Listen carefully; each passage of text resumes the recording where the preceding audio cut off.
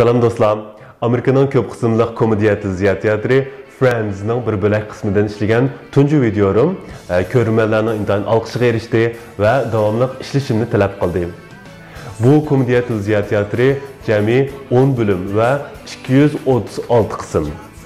Albatta bu yerda birga vaqt munosabati bilan yana birga o'xshamagan madaniyat sababidan qisman mazmunlarning bu kanalga mos kelmasligi sababidan 236 qismning hammani tarjima qilib bo'lmaydi. Ammo ayrim mazmunlar yanada bizning joyillik bilan o'rganishimizga arziydi. Chunki bu komediya 10 yil jarayonida nurg'un dog'liq mukofotlarga erishib qolmay, balki dunyoning har qaysi joylaridagi ingliz tili davlat tili bo'lmagan kishilarning ingliz tili o'rganishidagi eng yaxshi materiallarning biri bo'lib qolgan. Undaqda bugungi videomizda qanday mazmunlarni o'rganamiz?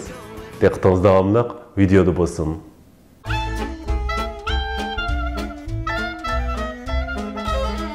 Fine.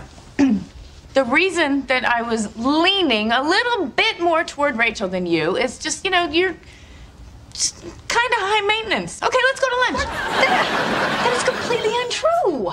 You think I'm high maintenance? Okay, prove it. I want you to write out a list and we're going to go through it point by point. No, you're right. You're easygoing. You're just not as easygoing as Rachel. She's just more flexible and mellow. That's all. Well, people are different. Yuqorqi parchada bu 6 baş personajning ichidagi 3 qiz o'zaro deyishidi. Sen bu ikkimizdan birini tanlash to'g'ri kelgan bo'lsa, kimni tanlayding deb. Shuning bilan bular o'zaro bir-birini sharhlaydi. Sen undaq, u undaq, u bundaq deb.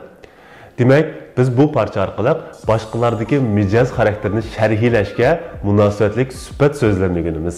Fine.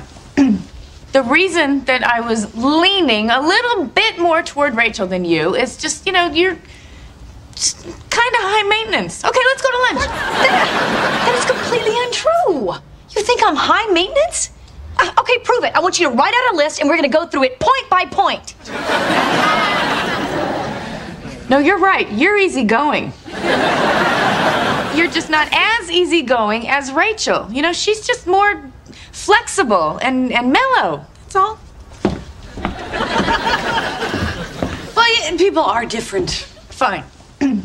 The reason that I was leaning a little bit more toward Rachel than you is just, you're just kind of high maintenance. If somebody is high maintenance, that means this person is bir ishlarni ziyoda murakkablashtiradigan, bir ishlarni zig'irlab ketadigan, birga yashash ancha oson bo'lmagan odam, ishijiq odam degan ma'ni bildirdi. Bu so'zning qarshi ma'nosidagi so'z bo'lsa, by Phoebe sal ta'ni qilib degan you're easy going deki easy going bo'lsa, ya'ni buningda so'zma-so'z qarmoqmi ma'nosi chiqib turdi. Chiqishish oson bo'lgan, birga yashash oson bo'lgan, murakkab emas, ishijiq emas odam degan ma'ni. That is completely untrue. You think I'm high maintenance? Okay, prove it. I want you to write out a list and we're going to go through it point by point. No, you're right. You're easygoing. You're just not as easygoing as Rachel. She's just more flexible and mellow. Flexible, mellow.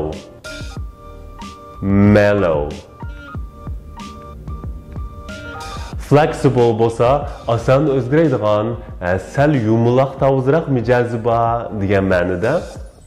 Ammo bu mijoz xarakterdan sirt fiziklik jihatga mushiltildi. Masalan, dancers need to be very flexible. Usulchilar va gimnastikchilarning badaniy avrishim va yumshoq bo'lishi kerak degan ma'noda. Uningdan sirt mushu virus sababli nurg'un sayohat va aeroplan biletlari amaldan qoldirilgandi. Ammo yaqindan buyon bu ahvollar asta-asta asli kelyapti. Shu sabab har xil havo yo'li shirkatlari to'xtamasdan sizga flexible rebooking or fly with flexibility degandek mushundaq har xil e'lonlar orqali o'zining havo yo'lining intayin o'zgarishchan ekanligini, tasodifiy yuqum ahvoli sababli o'zgarish bo'lib qolsa, biletlaringizning o'zgarishchan ekanligi, keyingi sura oladiganligingiz to'g'risida e'lon berdi. Mellow. Xarakterga ishlatsak, biz Uyg'ur tilida deydigan sal xiyoliroq odam degan ma'noga mos keldi. Uningdan sirt bir qadar ko'p ishlatadigan o'rni bo'lsa, masalan, hafta oxirini tugatib, dushanba ishga keldingiz. Xizmatdoshlaringiz sizdan "Did you have a good weekend?" "I did nothing special. I had a mellow weekend." bo'lsa, hech bir alayda ish bo'lmadi. Yengil ishlar bilan asosli aram elish bilan hafta oxirini o'tkazdim degan ma'noda. Fine. The reason that I was leaning a little bit more toward Rachel than you is just, you're just kind of high maintenance. Okay, let's go to lunch. That is completely untrue. You think I'm high maintenance? Okay, prove it. I want you to write out a list and we're going to go through it point by point. No, you're right. You're easygoing. You're just not as easygoing as Rachel. She's just more flexible and mellow. That's all. Well, people are different. Xo'sh, tuvanda boshqalarni xarakter jihatdan tasvirlashda ishlatadigan boshqa so'zlarni ko'raylik. Ijobiy jihatdan ishlatsak bo'ladigan so'zlar bo'lsa, warm, kind, pleasant, sweet, good-natured.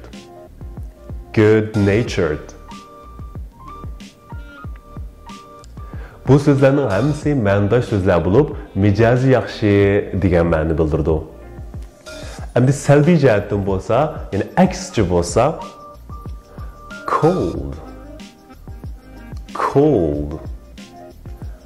unkind,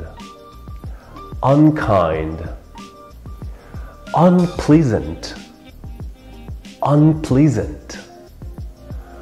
horrible, unfriendly. He's a horrible person. He's an unfriendly person.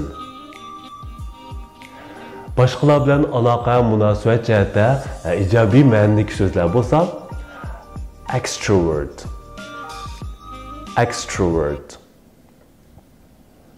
Tosh mijoz, ochiq yo'riq, social. Boshqalar bilan aloqaga moyil, outgoing. Ochiq yo'riq, talkative. Gapni jiqqildigan, gapdan. Communicative.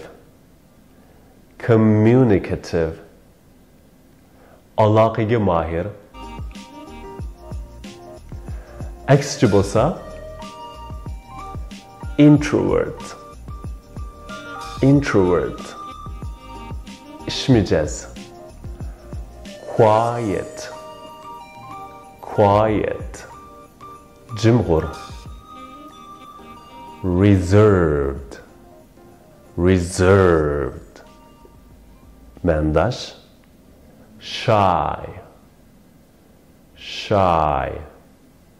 Xijilchan. Taciturn. Jimg'ur. Bu so'zlar ham intayin nozik farqlari bor, ammo asos jihatdan ma'nodosh so'zlar bo'ldi. Xo'sh do'stlar, bugungi darsimizning mazmuni mushagicha bo'ldi.